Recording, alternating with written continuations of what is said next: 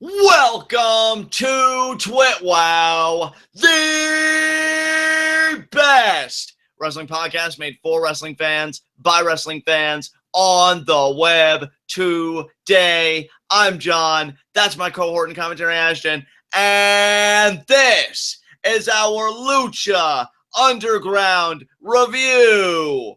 Episode 2 of Season 3, and did things pop off?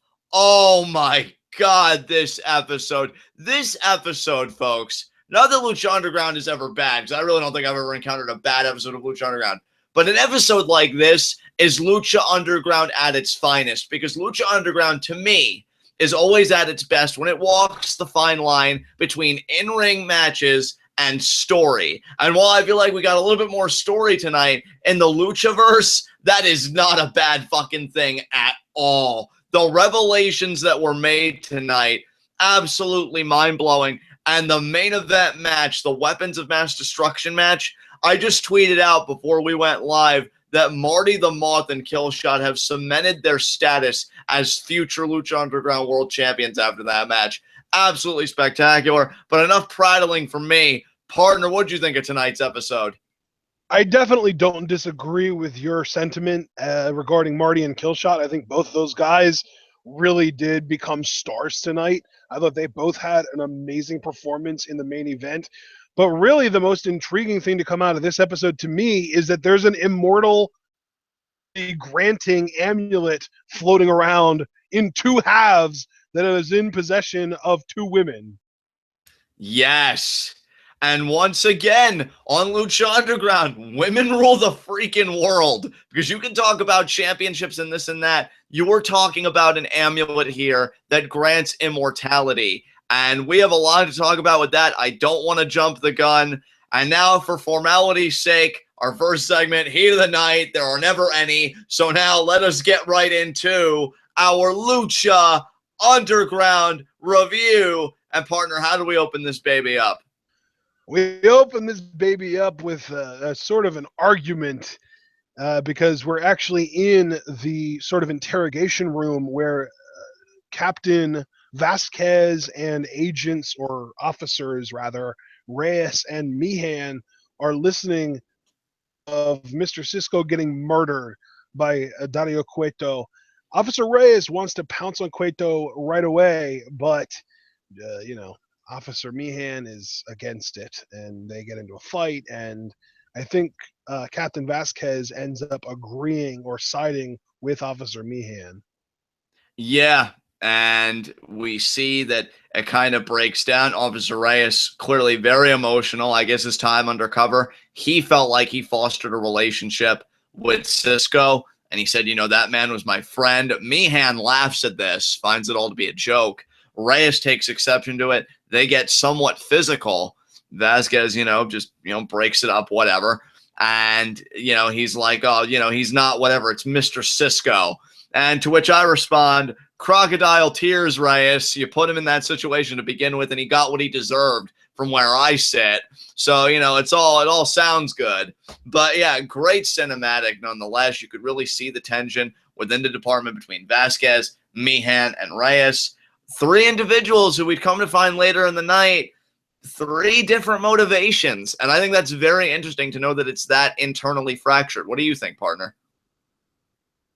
I mean, you can clearly tell that they are at odds right away in this opening segment, and I love Lucha Underground storytelling devices because later on in the night we would find out exactly why. Exactly. It's almost like showing their fractured relationship at the start really was the tone setter for pretty much the rest of the cinematics we'd get throughout the night. And I'll tell you, man, just great way to start the show here. Yeah, man, this was a great sort of shock to the system beginning to the show. If you only started watching Lucha Underground in season 3, because maybe, you seasons 1 and 2 with my Reddit post, or you found another way to kind of catch up on seasons 1 and 2. Maybe it was just, I guess, reading spoilers from back in the day that were posted before the shows actually aired. and you just started with season 3, this episode might have been a shock to your system because there were a lot of these cinematic segments where it was more story driven, and last week I feel it was more match driven. And I personally prefer these kinds of episodes to the match driven ones, although this episode still had an incredible match in it. It was only one rather than 2 or 3. Yeah, and that's why I was happy for you, man, because I know you prefer episodes to structurally be this way, and I know we didn't get a lot of that in the premiere, but it's almost like, this is just a great addition to that premiere. Like, okay, now we're really laying the groundwork. To me, I always love good in-ring action, but the thing is, Lucha Underground's probably that rare promotion where I actually am in the same boat as you. I prefer the continuation of the story because the story's just that good. In WWE, I really don't give a shit for their stories because I feel like they really are crap half the time. So I'm like, okay, just give me great in-ring matches. Kevin Owens, Cesaro, all those guys I know can put on good matches. Lucha Underground not only has a stat roster that can do that, but they have such competent writing. I'm so engrossed in the story that, yeah, getting those puzzle pieces actually means more to me on some occasions than getting a barn burner. But the brilliance of Lucha Underground is they can do both. Like, holy shit. So, yeah, great stuff here. Definitely. So after this, we get into our first match of the night, which, it's called a match, but let's be real. This was a slaughter. Dr. Wagner Jr. versus Mascarita Sagrada. To start things off, before Melissa Santos has a chance to even announce Dr. Wagner Jr. and introduce him, Famous B cuts her off and takes the mic from her and attempts to do her job better than she does. But let's be real, she's the best in the biz. So even though you're great, Famous B, you're falling short here, brother. Yeah, 4-2-3 my ass. Give her back the mic. Yeah, Melissa Santos is untouchable to me. But Famous B does make a good effort, calls Dr. Wagner Jr. the Surgeon of Suffering, which you and I immediately liked. Yeah, you really loved it. You were all over that shit. And Dr. Wagner Jr., man, looks great. Isn't the guy in his 50s and he looks freaking ripped? Like, Dr. Wagner Jr. I believe so, yeah. I think he's either 48 or 58. Let me look it up real quick. If he's 58, I'm just going to give up on life right now. But if he's 48, I think I still have some hope. Because, yeah, dude, even if he is 48, that's twice your age. Yeah, that's true. And he's freaking ripped, people. I mean, I was wrong. He's not one of the guys that ends in 8. He's 51. Still, I mean, over 50 and looking that good. I mean, folks, if you ever needed motivation again, like, what are you doing with your lives? Yeah, I'm talking to you. You know who I'm talking to. So I'm telling you, man, great shape, great physique. And Mascarita Sagrada is the opponent here, which I like this because this addresses the elephant in the room. Mascarita Sagrada literally got kicked to the curb. And, he was the former client of Famous B. And now, he's going to try and beat the new clientele, the new representation in Dr. Wagner Jr., and is how I would describe this match. I mean, Mascarita, he tried, but, didn't really amount to much. As Dr. Wagner Jr., he wins with that Michinoku driver. I think that's the same move he beat Son of Havoc with ultimately. And in a very quick match, I mean, very quick. And Famous B does his post-match ritual. He did this to Son of Havoc, where he takes his stethoscope, he puts it to Mascarita, and he says, oh, I think you killed him. That whole joke, like you stopped his heartbeat. And, yeah, I love this pairing, dude. I don't know how far it's going to go because I know Dr. Wagner Jr. is an older guy. Again, we just established he's 51. He is a Lucha Libre legend. But I think whatever he does, it should have some kind of meaning. The Son of Havoc match, that was for $250,000. For the Mascarita match, it had narrative richness because, again, Mascarita was the former client. Anything that Dr. Wagner Jr. does, I think it should have some magnitude to it. It should always matter to some greater end. And I'm wondering, like I even speculated to you, I wonder now since Dr. Wagner Jr. is 2-0 with Famous B as his manager, if Famous B is going to be looking to take this to a whole new level. Because if Dr. Wagner Jr. looks good, Famous B looks good, right? So I wonder now if he's going to be able to put out more cards. And I suggested to you, maybe he gets a trio together, which would mean less work for Dr. Wagner Jr. to have to do. And they may make a run at the Trios Championships.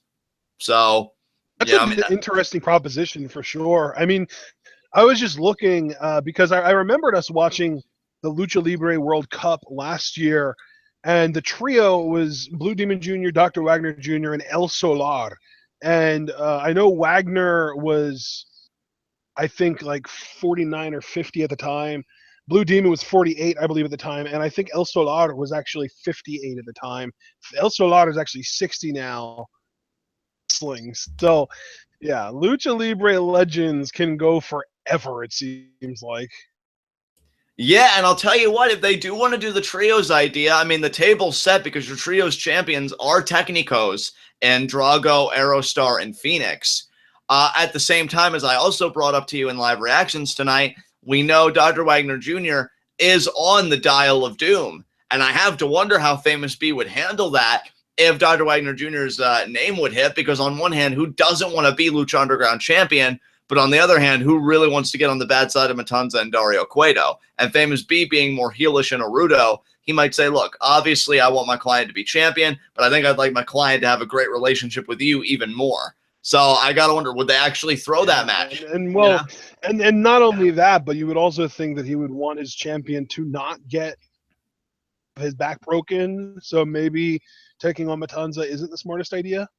And that's what I'm saying. Like, I think that would be the logic that Famous B would employ. I could honestly see with those guys, you know, being Rudos and everything, they take a walk. I would not be surprised by that at all. And then Famous B, maybe he even gives Dario Cueto his card or some shit. But yeah, so I mean, we know Dr. Wagner Jr., he's on the Dial of Doom. I think, again, they could use Dr. Wagner Jr.'s recent success as a springboard in a kayfabe sense to get Famous B more clients, and we could put a trio together. They have options, and Lucha Underground, that's the beauty of it. They always know they have options, and they know what option works best for them. So I'm curious what they do with Dr. Wagner Jr. going forward. So are we ready to talk about what happened next, brother? Absolutely, man. That's all you, because I think we got a big cinematic here, right? Yeah, this was the ancient Aztec village. We see a little girl speaking to her dying father that there's a war coming, and he gives her an amulet called the Piedra Immortal, and its power only works on women, and when they reach adulthood, when they go from being a girl to a woman, it makes them immortal. And he tells his daughter that even if it takes 1,000 years, the war is too important to lose. Right. From watching the little girl say no papa because he's dying, modern day Captain Vasquez, and she is holding up the amulet, but it's broken in half. She only has half of the amulet. And Officer Reyes comes in, and Vasquez broke it to him that everything was about to fall apart since Cueto was likely to be closed in on. And Reyes didn't see towards the future and was happy that it looked like Dario was caught. Vasquez suspended Reyes and told him that he needs to decide which side he's on. So, very interesting exchange here. This was all happening. I said modern day, but I think this was happening in the weeks between, or actually in the week to Cueto's arrest that ended season 2, Ultima Lucha 2. So this was all about 7 weeks ago, or I guess now it would be 8 weeks ago. And yeah, Reyes got suspended. You know, they were all excited about being taken in. Little did they know he would get out relatively quickly after, but yeah, man, the big story here is the amulet. The amulet given to that little girl. Captain Vasquez has half of it, and we would find out who has the other half later on in the night. Yes. So I just want to ask you, what did you think of this cinematic? What did you think of the revelations? Just give me your thoughts, man. It was amazing. I mean, the idea that there is an ancient Aztec amulet that grants immortality to only women. I wonder if there is sort of a to that, and there's another one that only works on men, because you kind of have to wonder if maybe Catrina would give that to Mill if she could find it, or if she was in possession of it, kept Mill alive. He's been around. I don't know if he ages like a normal person, or if he is kind of under a similar effect where he ages either very slowly or not at all. But we know Catrina has been around for hundreds of years. You know, Captain Vasquez. My thing with Captain Vasquez is one of two things. First of all, there's the possibility that she was the original little girl that got the amulet, and that she's been around for 1,000 years. Now, the reason that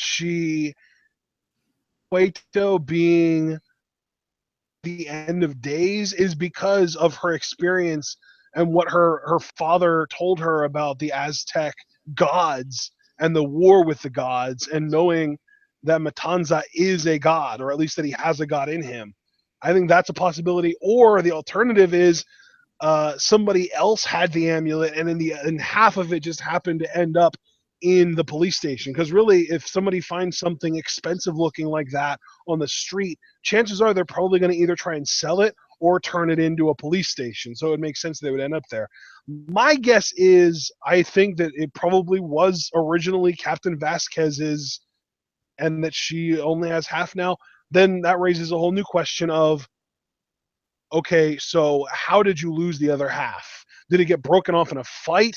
Did you, in something and you had to break it in half in order to at least retrieve some of it, even if it was only half of it?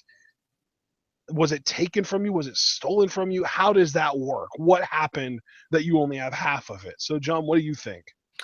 Those are very pertinent questions, partner. But rather than answer any of them, I thought I'd give just my general thoughts on this cinematic. I gotta say, after really marinating on it, because we just got done our coverage of the Cruiserweight Classic Finals, which you guys can check out on the channel. So having this extended period to marinate on it, I love that they gave this to Captain Vasquez. I know it's a bit of a risk because she's not a wrestler but an actress, but here's my thing and why I love this. Because I would have just been content, right, with Captain Vasquez being really good at her job, being very career driven. I think that's enough of a general investment to make in a character like Captain Vasquez. But if we're correct and she is this little girl, that adds a whole new layer of investment. So Captain Vasquez goes from being somebody that's exerting outside influence, and yeah, she's a cool enough character to check in on, to now she's an integral part of the universe. And I love that they did that, because I just thought she was going to be just a really competent captain, and just really grilling Meehan and Reyes. Like, that stereotypical captain you see in the movies getting on the underlings' asses. Like, get me that evidence, damn it. And, she is that way, but her motivations run so deep. It's not just the idea I've got a department to run, or I've got a resume to pad out and make look impressive. This is a struggle of mythical proportions that Captain Vasquez is smack dab in the middle of. So to know the stakes are that high for her just really gives me a whole new appreciation for the character. And the idea that Lucha Underground has the confidence and the trust to give it to her, despite the fact that we'll probably never see her in ring or any of that stuff. They're just trusting her simply for narrative purposes. We trust you enough to carry that narrative side of the story. I love it, dude. I love it so much. I think it's a great move by Lucha Underground, because I don't think anybody would have really seen it coming. We certainly didn't. I was going to say, we definitely didn't see it coming.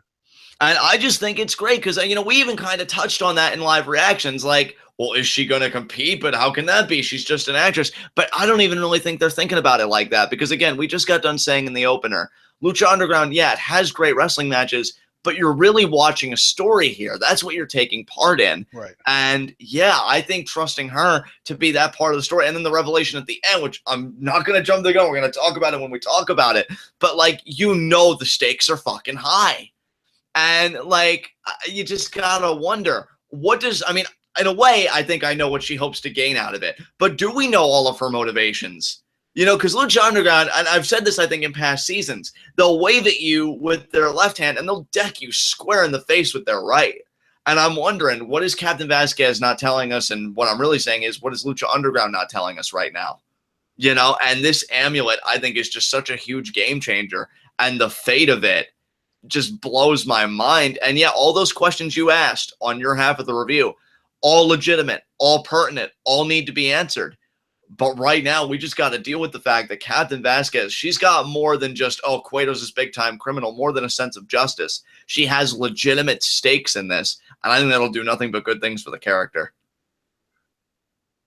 That's the crazy thing, though, is that she's not an in-ring performer. So it's going to be really interesting to play out, because I mean, you and I have done everything in our power to avoid spoilers, but because of people posting comments on YouTube or tweeting certain things at us or whatever, there have been certain things from this season that have been spoiled from us. But you know what isn't spoiled for us is the result of this story. And you know why? Because it didn't happen in the temple. Exactly. Exactly. And you know something, like Captain Vasquez, here's my thing too. When you think about her role in this, why should she even have to get in the ring? Because if we're using the metaphor of warfare, and it's funny, right? Because our main event tonight was Weapons of Mass Destruction, Killshot with a military gimmick, and Marty the Moth who stole the dog tags. And then you get this Aztec cinematic that we're talking about now. They're talking about a war between the tribes. War was the theme tonight. Well, I look at Vasquez. I mean, I know her title in the office is captain, but again, continuing the metaphor, I see her as kind of a general. A general commands troops, doesn't necessarily, you know, fight among the throngs of them. So I could see her moving pieces on the board and just really trying to recruit people to her cause. Same way I could see people recruiting, or Cueto recruiting people to his cause, even though he already has a tank in Matanza as is, you know? So that's what I really, and Foot soldiers and maybe a sniper or two, right? exactly, and you called this because I think you even said like it was going to be kind of a Cold War in season 3, stockpiling the proverbial arms, and we already kind of see that in motion tonight with the biggest question of them all, a question that we don't have to answer because we're merely viewers. Which side are you on?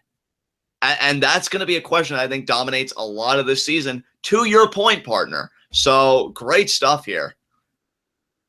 Yeah, man, and that's the crazy thing, dude. I'm telling you, does feel like a Cold War because we already and we'll talk about this in a minute here, but we already had two people officially declare what side they are on in the war between Dario Cueto and the LAPD, and well, specifically Captain Vasquez. Right. Yeah, just nuts. It's great. I love it. So now let's talk about what happened next. We had our second match of the night, Argenis versus Mil Muertes. Comes out with Mil, and they really didn't take long because this was basically a squash match. Argenis hit a few kicks and sort of a really cool looking springboard moonsault on Mil, but it was a 1 count, and then Mil hit the spear and the flatliner and won. Yeah, to put it another way, Argenis tried. Mil got sick of his shit, and then he just, you know, did his thing. Is pretty much what this match was. But what was more interesting than seeing Mil back to his dominant self, and man, did we miss Mil Muertes, the post-match, which, partner, I'm going to let you handle that because I know you love both of these guys. These guys had the distinct honor of being your match of the year last year. So what happened next? Prince Puma shows up as Catrina is doing the kiss of death on Argenis. He just beats the hell out of Mil. He ends up knocking him out of the ring and beating him up and just kind of taking care of business. And the most interesting, intriguing part to me was that Puma wanted more. He wanted to keep going after Mil and beating him up, and Mil wanted more too. But Catrina got in between them. She broke up this fight. She got in between them and shoved them away from each other. You know, stood in a way where she was pushing Mil away from Puma, but she was also kind of making herself a Mil in the sense that we knew Puma wasn't going to attack her. Right. Really took control of the situation that she does not want these two fighting right now. It's odd, but it's super interesting to me. Definitely. And again, not to get in specifics until we reach that appropriate segment, given how tonight's episode ended, Catrina may just be thinking, no, this isn't the hill for my monster to die on. And, you know, that would be very interesting because we rarely see Catrina get in the middle of things. You know, normally, I mean, obviously We've never seen her get legitimately physical with one of Mil's opponents before. Right. You know, we know she's the intellect. We know that she's the cerebral part of the team, and she's doing a lot more than that. I mean, Catrina's pulling strings everywhere. That's what makes the character so good. But, you know, to pretty much say to Mil forcibly, Not now. You know, we retreat and we go from there. Very interesting indeed. I mean, because you could say if somebody was watching Lucha Underground for the first time, right, and they saw this, they'd probably think, as I would, oh, you know, it's just a heel manager not wanting their client to engage, you know, the whole rudimentary heel tactic of, oh, you know, we pick our spots. And that very well could be part of what informed this decision. But we know it's Lucha Underground. We know the character depth of both Mil Muertes and Catrina. We know it has to go deeper. This isn't just basic heel tactics. It can't be. I feel like Catrina, maybe she has plans for Puma. I don't know. Because, see, that's the thing with Catrina, too. I just got done saying a few moments ago, right? She's pulling strings everywhere. Who's to say she doesn't have designs for Puma? She had designs for Phoenix a few, you know, like first season and everything, which made sense why that was, you know, Man of 1,000 Lives. She may want something from Puma. That's why she can't have Mil eviscerate him right now. You know, I don't know. I think a lot's going to be revealed in the coming weeks, dude. The next 2 to 3 weeks, because I don't think we're that far behind from the rematch between Mil and Puma. So it's going to be interesting to see what they do before that match happens. Yeah, man. It's just oh god, I can't wait to see that match. It's going to be amazing. That's probably my most anticipated match of season 3. And knowing Lucha Underground, we won't see it until like we get into the 20s.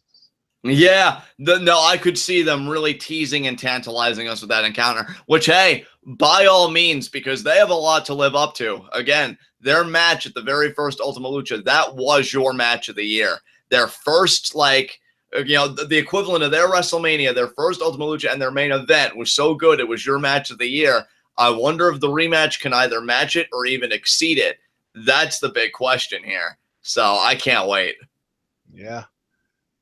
A really high bar for them to try and get up to and try and, you know, the high standard to try and meet. But hell, if anyone can do it, it's Puma and Mil, my top 2 favorite performers in Lucha Underground, and they're both excellent at what they do.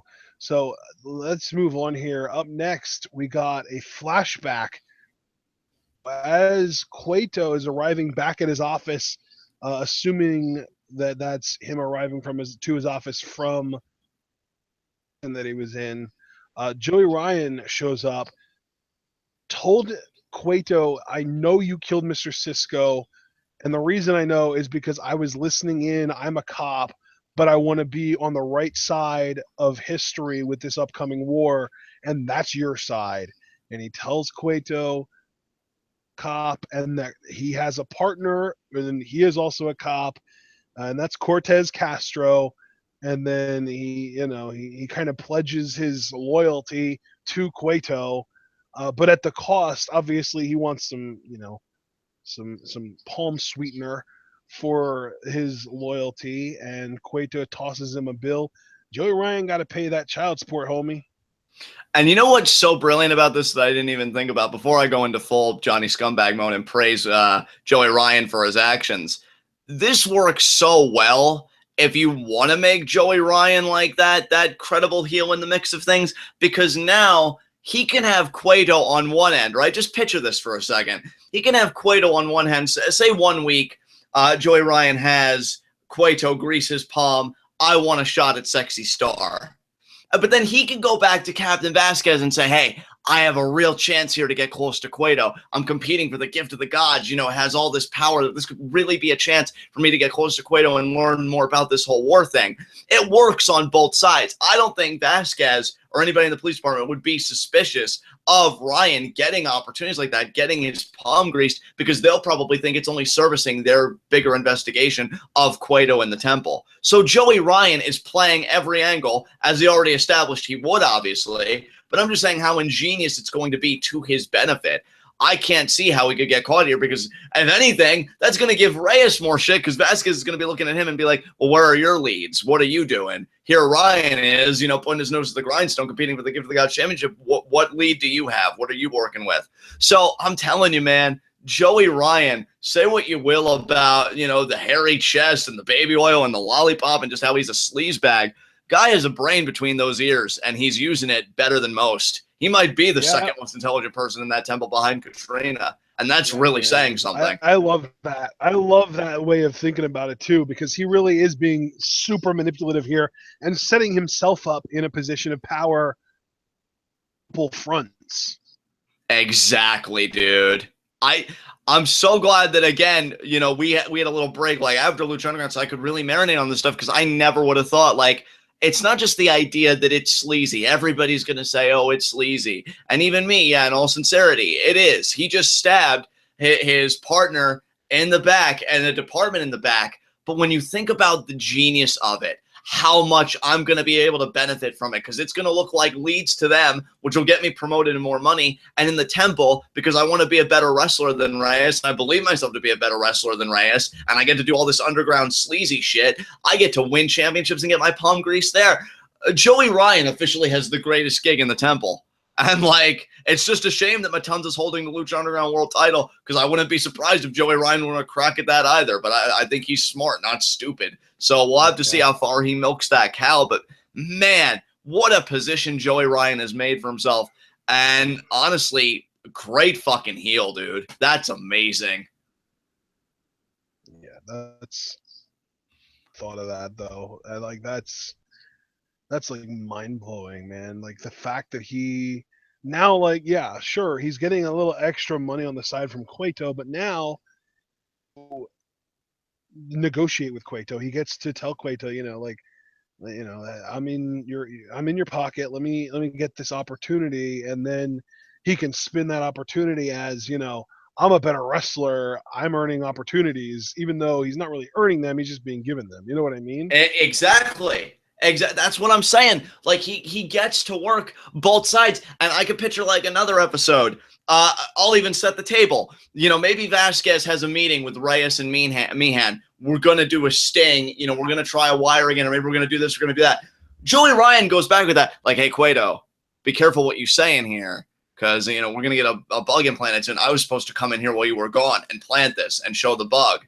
And maybe he installs it right in front of Cueto, so Cueto knows where it is. And he says, but I'm thinking for this information, I'm thinking I want Sexy Star tonight. And Cueto, of course, is going to roll his eyes and everything. But that's how he's going to get shit done. He is going to be, I'll tell you what exactly Joey Ryan's going to be to me. He's going to be a better, upgraded version of Chavo Guerrero in Season 1. Because Chavo Guerrero played both sides of a conflict in Season 1. But Joey Ryan, I feel like, is going to go further. One of those sides had all the power, and the other side was just kind of like, meh, whatever. Yeah, that's why I'm saying Joey Ryan's going to be an even better version of that, because he's playing two legitimate sides, not just one. And personally, I just find Joey Ryan far more entertaining. So on a personal level, yeah, it's going to be even better than that. Great stuff. I can't wait to see Castro die, because there's no way he's going to live now. And Joey Ryan, I love what a sleazebag he is. Does my heart proud to see such evil in the world. Good job, Joey Ryan. He's a true double agent. Yep, double agent, greasing palms, and just winning championships potentially. I mean, this is going to be an interesting season for Joey Ryan for sure. I guess now he's a double agent, because you could have said that he was a double agent when he was playing Joey Ryan as Officer Meehan, in that role. That was a kind of a double agent, and now he turned that around, and he's turning back on the people that know him as Officer Meehan. It's like the double agent, the quadruple agent. I love it. I love it. He's working everything, and it's freaking fantastic. Working every angle, milking everything for all it's worth. I fucking love it. And yeah, this is an amazing segment here. Then after this segment, we go back to Vasquez's office, and Officer Reyes told her that he's going to go back to the temple because he is on her side now of this war. And then we got to see the one half of the amulet that she has yet again. So Officers Reyes and Meehan on opposite sides of this war. Meehan taking the side of Dario Cueto, Reyes taking the side of Vasquez. Very interesting to see play out. Oh, yeah, and I'll tell you what makes it so interesting to me, at least from my perspective. One, on the face of it, it deepens the conflict that's already been well established between Meehan and Reyes, because now they are literally on opposite sides of this thing. But two, Here's where it gets more interesting, at least again, from my perspective. You look at Vasquez clearly concealing that half of the amulet from Reyes. Now, if Reyes finds out about this shit, I don't think he's going to appreciate being lied to. I'm not saying Joey Ryan, by comparison, would be happy about it, but the difference is I think Reyes would allow that lie to compromise whatever they got going on. Joey Ryan, I would think, would feel like, I'm getting my palm greased. I'm already milking the system.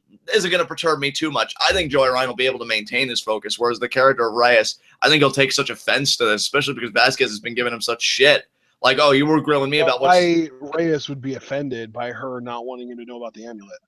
I think she's just, and maybe this is intentional because it'll come up later, and I get that it's her job, but you could say, like, she's been kind of a hard ass on him, like, oh, you compromised all this, you're suspended, like, go figure your stuff out. And then he could come back if he finds out about this and say, you were talking about picking sides and fighting this war and being on top, but yet you're not telling me things. How am I supposed to fight a war if I'm not armed with all the information? And that could be a conflict, a deeper conflict between Reyes and Vasquez, because that's not a harmonious relationship. Just because Reyes picked her side doesn't mean that everything's good. And granted, again, the relationship between Joey Ryan and Cueto has its own problems because it's one of extortion and information. That's never a healthy relationship.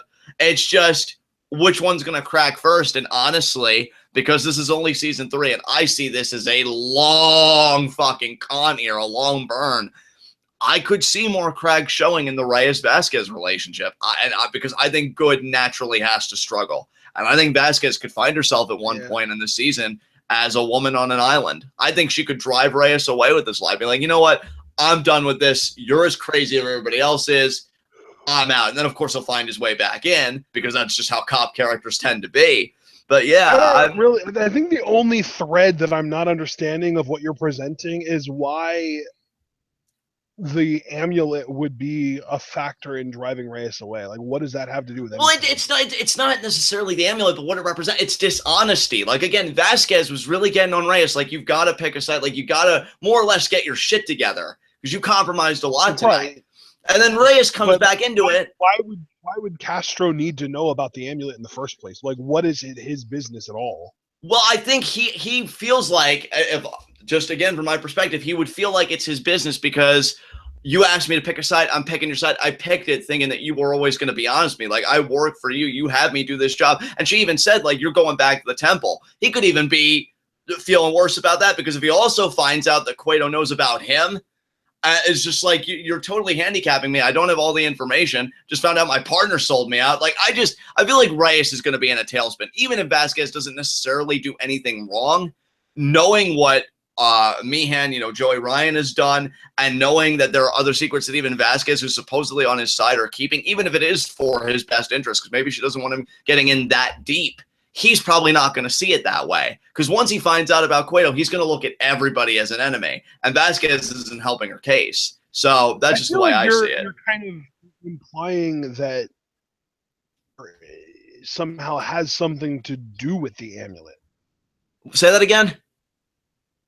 I feel like you're kind of like, I just sort of feel like you're implying that the entire war is centered around the amulet when I don't really think that it is. Well, I mean, if it's not centered around it, it's a big fucking part of it. This is one of the first major segments.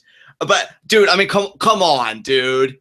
Come on. After that closing cinematic, you don't think that amulet is a big fucking part of it with the powers it grants? Like... Well, I'm not saying that the people that have the halves of the amulet don't want the other half, but I don't see how that plays into the war between Vasquez and Cueto. Well, you know what? Maybe we'll find out more. I just think right now that I feel like Cueto probably doesn't even know about the amulet.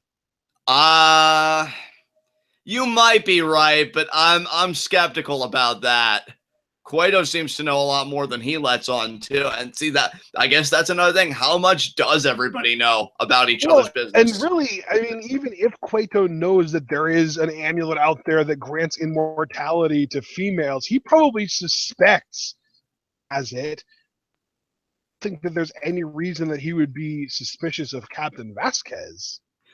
Maybe not now, but especially after that arrest and Joey Ryan's knowledge, like, you gotta wonder. Joey Ryan doesn't know either. If she's hiding it from Reyes, there's no way she doesn't hide it from Joey Ryan as well. And that right there, I mean, the fact that Joey Ryan turned his back on her is all the more reason and all the more logical reason for her to keep it hidden from everyone, including Reyes. Yeah, but the thing is, I think what I'm getting at the end of the day, and this is the last I want to say about it because I want to move on, is that I don't think emotions are always rational. And here, Reyes makes a choice like, I'm going to stand with you. I'm going to follow your orders. I'm going to go back in a temple that even if Cueto, because he's going to operate under the assumption that Cueto doesn't know, obviously. But even under those conditions, the temple isn't safe. I mean, come on, you and I both know that. So then to find this, even if her keeping it from had nothing to do with the war or even in his best interest, because, you know, once you go this deep down the rabbit hole, there's no coming back.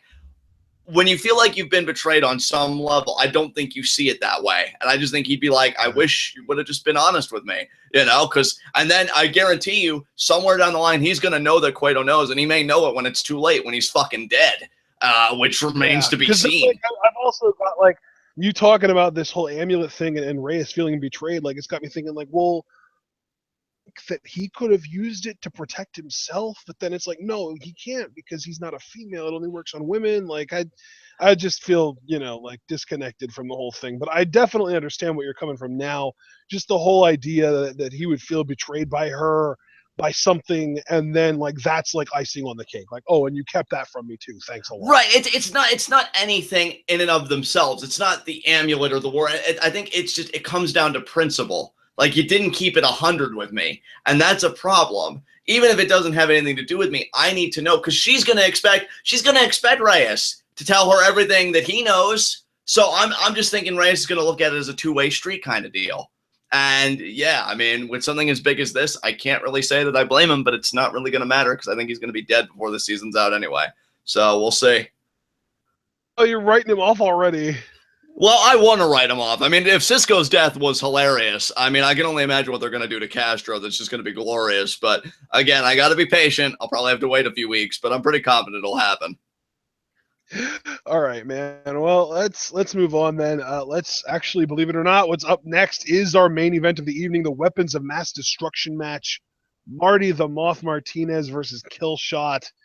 And this was just an artistic masterpiece in violence. I'm going to be honest. I enjoyed this so much more than No Mas, because I know No Mas is like the big match for a lot of people. I like No Mas. I just felt like this was so much better. I was into this from the word go. I think Killshot. Only thing keeping me from making this my match of the year over No Mas was I feel like the interference from Mariposa was excessive. You thought that was excessive? Because I feel like Marty got involved multiple times with the Sexy Star Mariposa. Now, granted, the Mac also got involved to neutralize that. That feud was Sexy Star against both Moth Tribe members, whereas this feud, Mariposa hasn't really been involved much at all. I think she did help to eliminate Killshot from the Gift of the Gods match. She's had no involvement in this feud whatsoever. I mean, I can certainly agree with you there. I also felt like Killshot handled her pretty readily. Like, he took care of her pretty quickly. So yeah, I mean, it didn't really take away much. And again, like, I'd have to say this is my Lucha Underground match of the year so far. I thought these two guys killed it. And again, Marty the Moth is my favorite heel right now. And this match just further solidified that fact. He comes out in the war paint, the hell, just totally gets in the getup, right? Because the great thing about the Marty the Moth character is, well, to put it one way, he's batshit crazy. And I feel like he looks at everything. He kicked out of everything tonight. He did, and and see, can I just say too?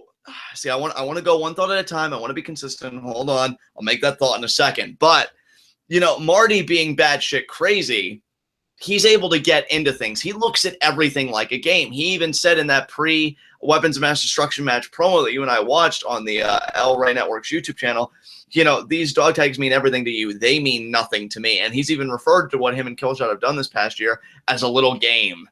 Whereas with Killshot, very emotional, personal stakes. And I said a couple times in live reactions, the beauty of a match like this is you can argue at one point, oh, you're going into Killshot's world because it's got a very military kind of atmosphere. But what happens to that world when you've got a mind like Marty the Moth that's in it? And Marty, man, put his fucking back into this. I mean, Killshot did too. They both did. They killed it. But Marty, being the heel, it's on his shoulders to be revolting, to be repulsive, to want to get the believers like, yeah, you want to see me get the shit beat out of me, don't you? You want to see Killshot really take it to me. And he's bleeding very early on in the match, but the way he sells the blood and the contortions of his face and the expressions, like, this match was art. And I'll tell you, you even said when we got done that YouTube promo that Marty's gone full-blown Joker. And I feel like this main event really solidified it because he was smiling and laughing his ass off. Even when he kicked out of one of Killshot's finishers, he immediately just smiles about it. Like, yeah, the game's not over. We're having so much fun. It's going to be fun. It's going to be fun. And he's fucking nuts. But I love that he's nuts. I love that he's so detached from reality. And Melissa Santos, he's even worked that whole thing in there, which I'm really convinced now him and Phoenix are going to feud this season. At least I hope they do, because I think that could be a really fun feud.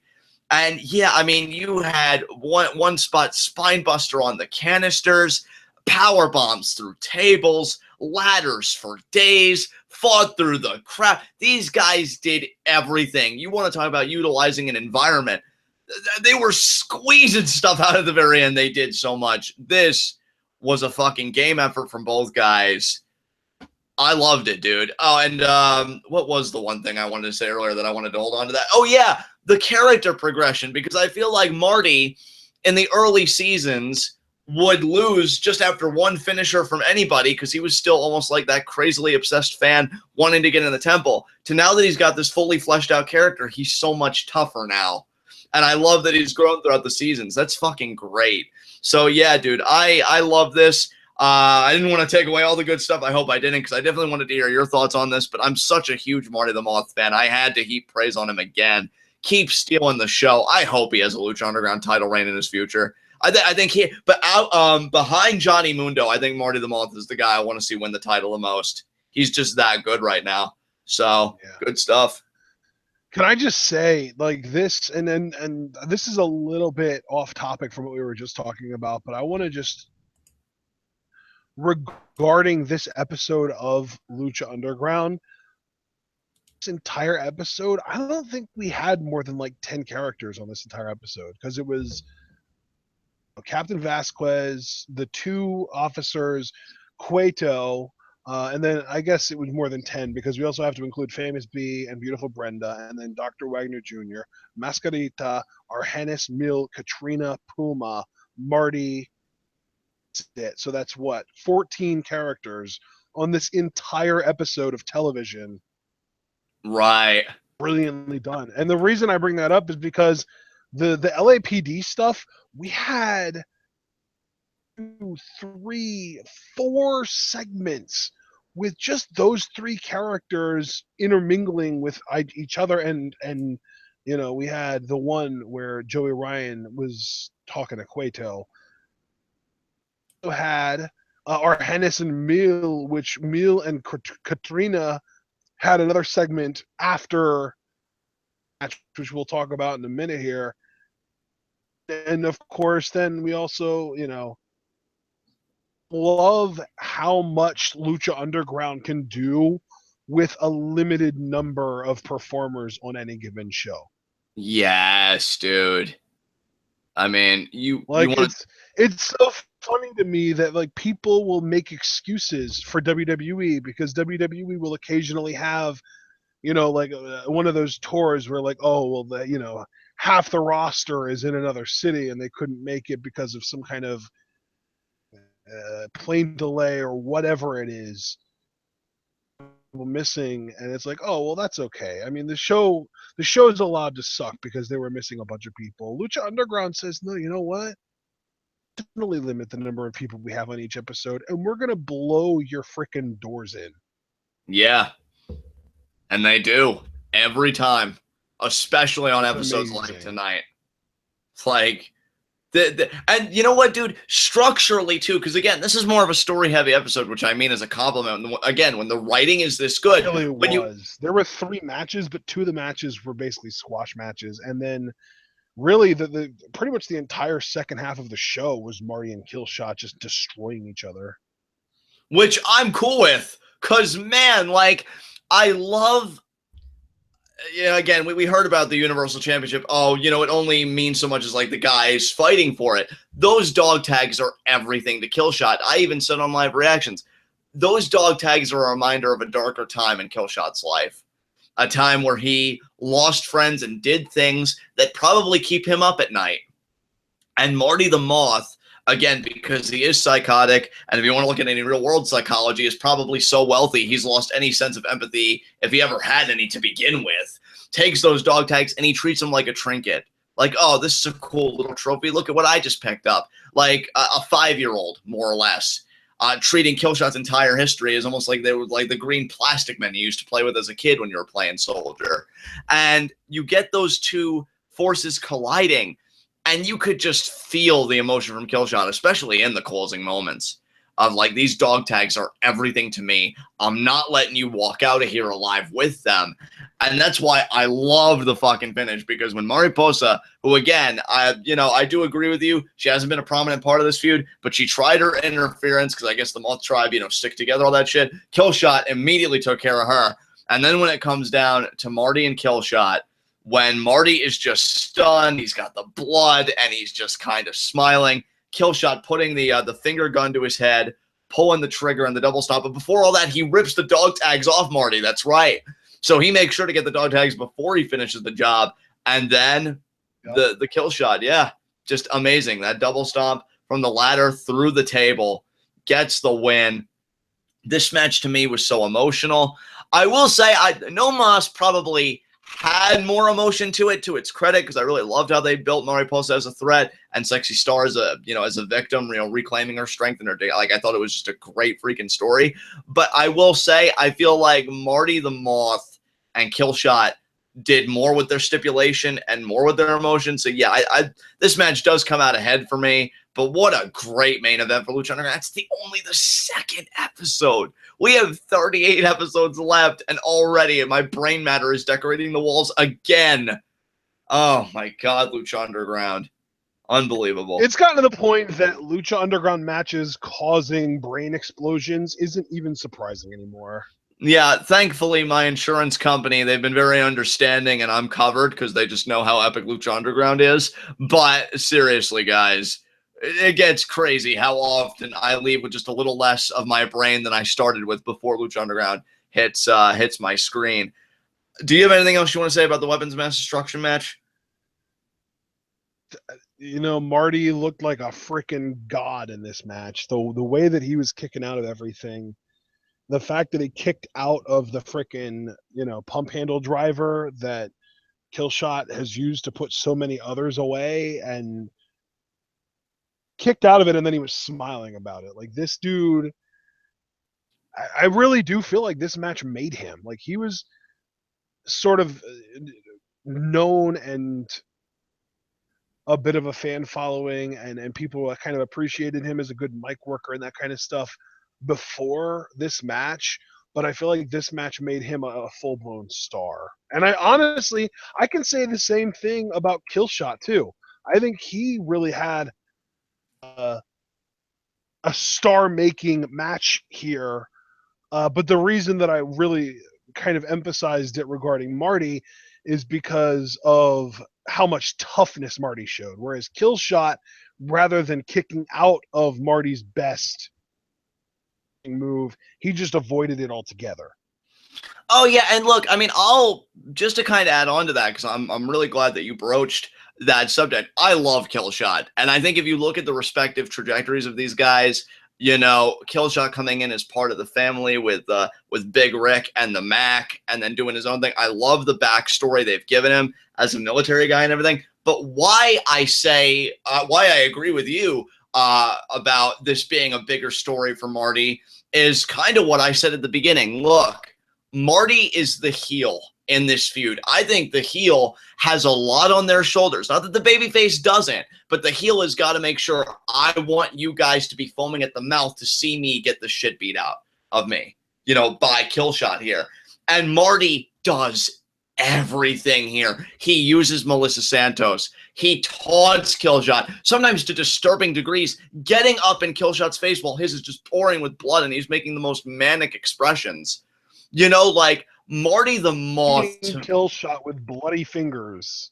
Exactly, yeah. Yeah, dude, Marty the Moth, and this is why I said I am so glad that this match happened after I told you in conversation, and now I've said here publicly on TWitWoW, that Marty's my favorite heel, because this match is exactly why. Yes, Naito is amazing. Yes, Johnny Mundo is amazing. But you look at matches like this, it's artistry for Marty, because I'll use Melissa. I'll use the blood coming out of my own damn head. I'll use the dog tags. I am going to be the scummiest son of a bitch, and when it's over, you're going to walk away almost feeling hopeful that evil can be defeated, because I am just that vile that seeing me get my ass beat is like all of you coming up for air. I love it, dude. This guy, when Matanza gets done his run and you're looking for a next great Rudo champion, Marty needs to be the number you call on. It needs to be. Like, nobody is touching what he's doing right now to me.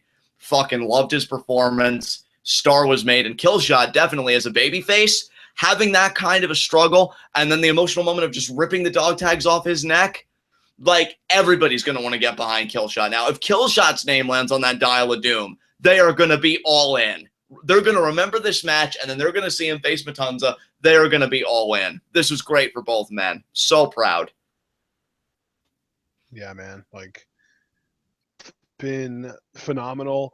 The progression of Killshot's character, exceptional. And Marty the Moth going from guy who was a fan trying to get into the temple to, I mean, arguably the second most loathed character in the temple behind only Matanza. I'd say that's that's a nice step up.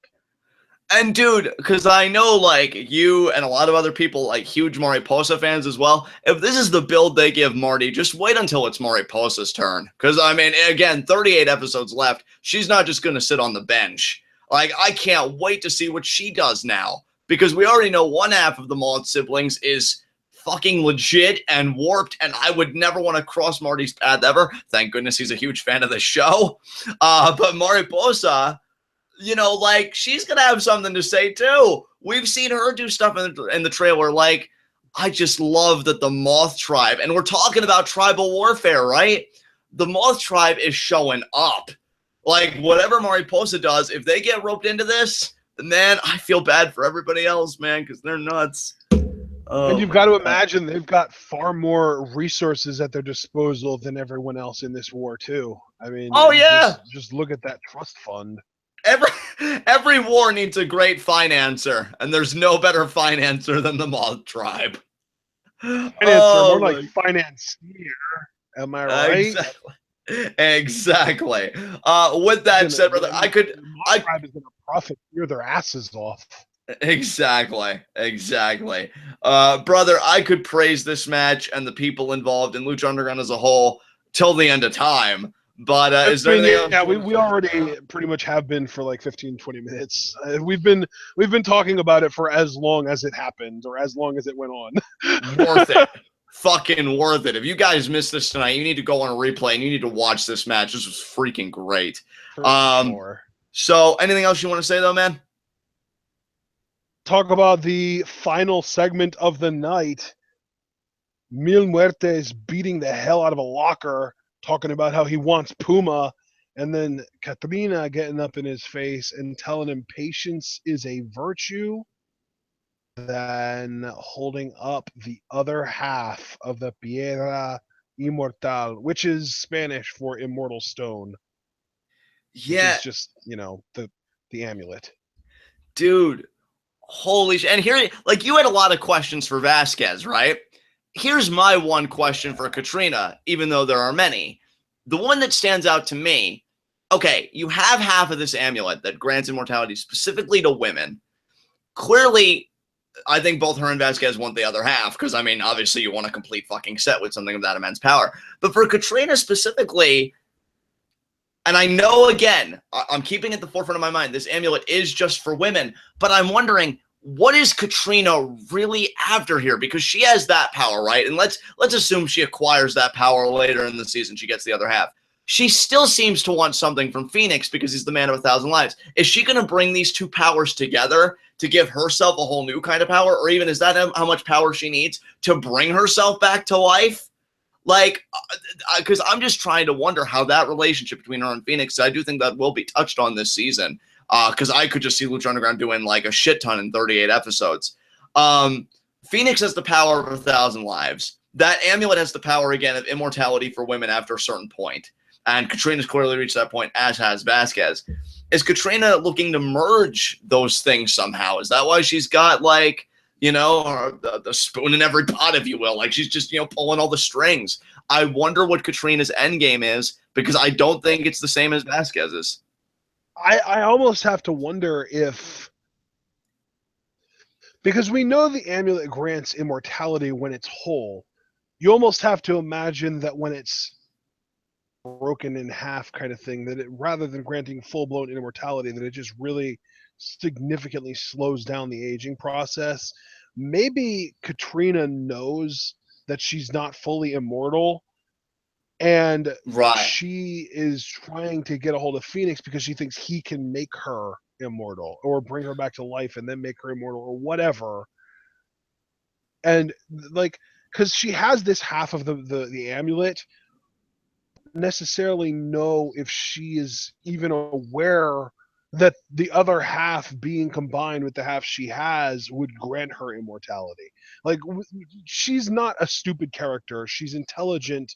So you've got to assume that she knows that there's a second half, but you don't necessarily have to assume that she knows what halves together would do.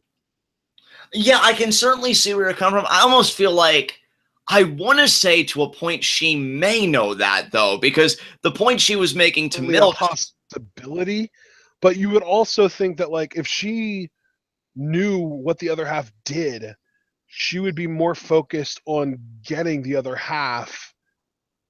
Didn't really have reason to, you know, mess with Phoenix, would she? Well, here's the thing, right? You and I both agree, and we've been saying it throughout the review. Catrina's very intelligent, very cerebral. Right. And to set the cinematic in context, like Mil, because I don't want to insult Mil Muertes, God forbid, he ever knows where I live, I'm fucking screwed. But, you know, Mil, he is more of an emotional guy. He does let his emotions get better. He's like, I want Puma. I want, he's punching the locker. And Catrina's whole thing is patience, Mil. Patience. It's a virtue. Good things happen when you're patient. And she said how patient she was to acquire this, and it was the half of the amulet. I look, and I think this is what you were getting at too, but I didn't want to put words in your mouth.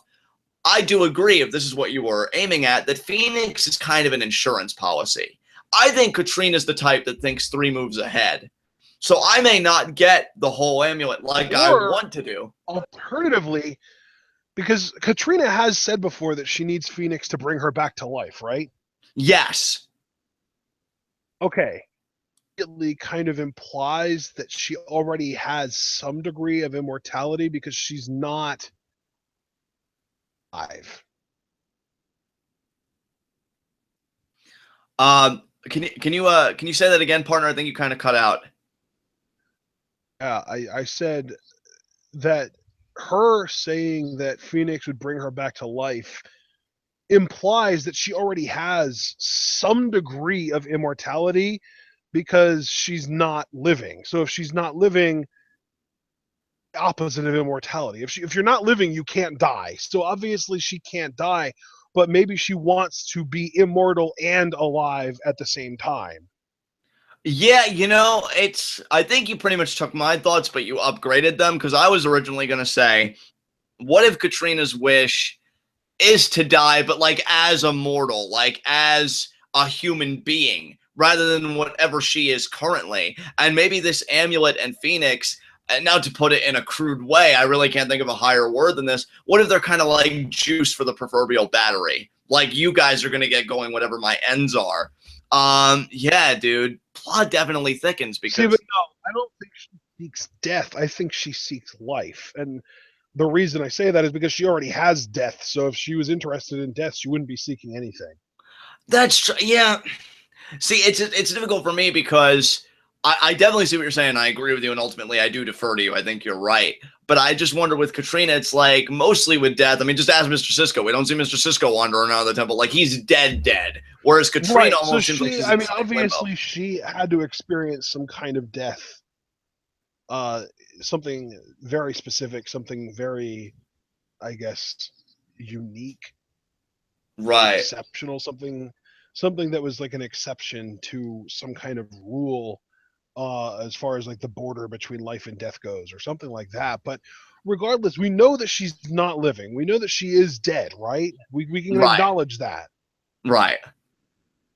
So being not alive means that you can't die. So she already is immortal in a sense. Right. But then you have to ask, okay, well, if she's immortal, why would she need the amulet?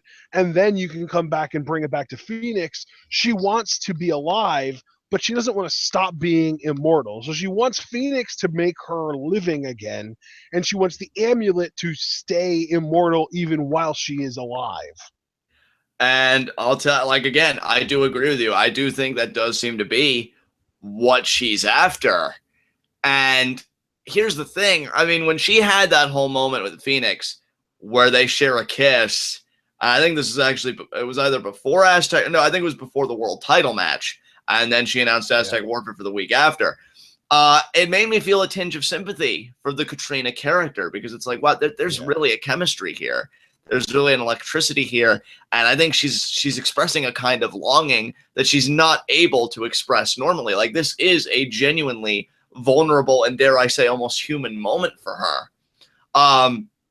But then we go in this direction, right? And if you're right that she is looking for all of this, she wants the best of both worlds. I want to live, and I want to, like, I want life, and I want that life to go on forever. Like, some people could say that's incredibly greedy, and I could see their merit. Or for other people, as I'm kind of inclined to do, I think that kind of adds to the tragedy almost, because wow, she wants this, but she doesn't want to give it up, and God knows what she's had to suffer through already, and she's certainly had her own list of casualties. I mean, Pascual Mendoza, Mil Muertes was just a boy, you know, when Catrina found him. So, like, nobody's really innocent here. Everybody's kind of got blood on their hands. It's just really, where is your emotional investment? And I don't know, because on the one hand, there's this war, right? On the other hand, though, I don't think Catrina really has anything to do with this war, at least not yet. I feel like she's got her own ambitions independent of that, which, as you said, are both being immortal and being alive. That has nothing to do with the war going on. So, like, so many different ambitions, so many different motivations, and right now that one common thread seems to be, as established tonight, that amulet, which just shows again the Lucha Underground mythos is just absolutely next level. Yeah. Okay. I think we've covered as we can on that. So John, if you want to take us to our next segment, let's do this. All right, next segment, high spots and low shots. My low shot is Mascarita Sagrada, because you got absolutely embarrassed and thus confirmed to Famous B that he did the right thing by trading up and literally super kicking you to the curb. So, yeah, Mascarita is my low shot. And I can get behind that, yeah. That said, though, my low shot is the Moth tribe as a whole, because both members that we are familiar with came out tonight in an attempt to stop Killshot from getting what he wants, and both failed. Marty looked like an absolute superstar in the process, but Marty Posa got kind of bitched out here a little bit. Went to pull Killshot down off the ladder and into the table, and ended up going through the table herself, and then Killshot did to Marty off the ladder into the table. Yeah, both members of the Moth tribe had a rough night tonight, so you kind of represent your tribe anytime you go out there into the ring and do your thing, and you both failed tonight. So the Moth tribe is my low shot. Excellent pick. Can't contend that at all. Just because this was such a fun episode, I'm looking to have a little bit of fun too. So my honorary high spot, I'm going to give it to Melissa Santos. Because between Famous B giving her crap and then Marty tormenting her throughout pretty much, not the entire match, but for some good portions of it, always looking to her, using her as a shield at one point and everything, had to put the biggest smile on her face seeing Marty the Moth get put down by Killshot. So she's my honorary high spot because at least she ended her night on a high note. And my actual high spot, you know what? Ryan. Yes. You know what? Yes. Joey Ryan. Because you know what? Being a sleazebag is fucking amazing. And Joey Ryan absolutely did the right thing. I'm proud of him. Yet another amazing heel. He's working everybody, and they don't even know it. And the funny thing is, everybody talking about warfare and engaging in warfare, Joey Ryan ain't doing shit. He's just working every angle. He's a real puppet master tonight. Yeah, honestly, I'll go with that. Joey Ryan, absolutely. I mean, I wasn't really actually seriously suggesting that, but it's interesting that you went with it, and I can appreciate your courage of your convictions there. I can appreciate that for sure. Yeah. So who's your high spot? I guess I'll take the easy one then. I'll take the layup. I'll take Killshot. He had an amazing night tonight. He got beat up quite a bit, but he walked out of this match without or open wounds like Marty had, and with his dog tags that he won back from Marty. So great night for Killshot. Absolutely. With that said, brother, are there any concluding remarks you want to make about tonight's episode? I don't think so. This is a really, really good episode. And an episode is amazing when we end up talking about it for longer than its runtime. We were talking, I mean, you've got to realize this was an hour show, but that's with commercials. So really, it was like a 44 to 46 minute show. And we have been recording for well over 70 minutes now. It's been a great conversation, and Lucha Underground constantly raising new questions is my lifeblood, because now I have so many questions that I need answered, and I know they're going to answer them, but damn, are they going to drag it out? Damn right they are. Oh, you want us to answer this question? We will. Really? Yeah, in 50 episodes. 6. Exactly. All right, guys, with that said, this has been Lucha Underground. This has been TWitWoW, the best wrestling podcast made for wrestling fans, by wrestling fans, on the web today. I'm John. That's my co-ordinator commentary, Ashton. Guys, be sure to comment, subscribe, and like the video. If you enjoyed our discourse, if you're here partying with us live, be sure to give a like on your way out. Makes us the top search result for Lucha Underground reviews, and nobody does it better, so I couldn't think of a more apropos spot for TWitWoW to be. And be sure to comment down below on your thoughts on tonight's episode. Partner, do you have a question for them this week? Yeah, my question for you guys is pure speculation. Who do you think was the original owner of that amulet between Catrina and Captain Vasquez? And once you arrive to your conclusion on that, how do you think the other woman out of those two acquired their half of the amulet? Excellent questions here. So, guys, get to racking your brains and click-clacking your keyboards and give us the best answers you can muster. With that said, you guys already know all this stuff to check out because of my cohort and commentaries. Amazing backgrounds that he makes. What you may not know, though, is to submit questions for Q&A. This is going to be the third Q&A we've done. We do them on the last Friday of every month. Second Q&A. To call it a success would be a gross understatement. We did over double the questions of our inaugural Q&A. I'm loving the feedback we're getting here. And speaking of which, I think I have to actually feed my partner some questions I got today when we go off the air here. So I'm loving the feedback. You get 5 questions per Q&A. They can be targeted solely at me, solely at Ashton, or a combination of both of us if you want both of us to answer a question. And they could be on any subject. Last Q&A, we got inquiries about video games and music and wrestling entrances and just everything. So whatever you ever wanted to know about us, just ask. We'll answer virtually anything. So rack your brains, think of a question, 5 per Q&A.